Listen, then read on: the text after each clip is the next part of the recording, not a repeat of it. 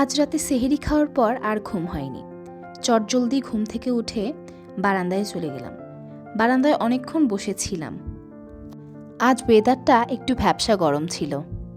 বাসায় অনেকগুলো আপেল পড়েছিল, ভাবলাম ইফতারের জন্য কাস্টার্ড বানিয়ে ফেলি।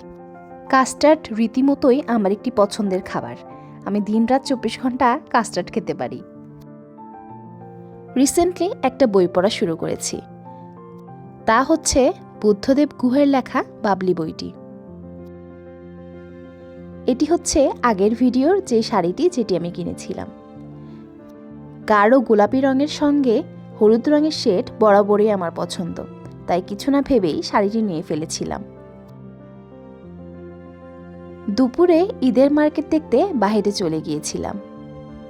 এই কড়া রোদেও অনেক মানুষই শপিং করতে বের হয়েছে। চলে গিয়েছিলাম জেলখানার ব্রিজে। এটি আমার অনেক পছন্দের একটি জায়গা। মন খারাপ হলে ঘন্টার পর ঘন্টা এখানে এসে বসে থাকি। রাতে কম ঘুমানোর কারণে শরীরটা অনেক বেশি খারাপ লাগছিল, তাই বাসার দিকে রওনা দিলাম। আবার দেখা হবে। Thanks for watching.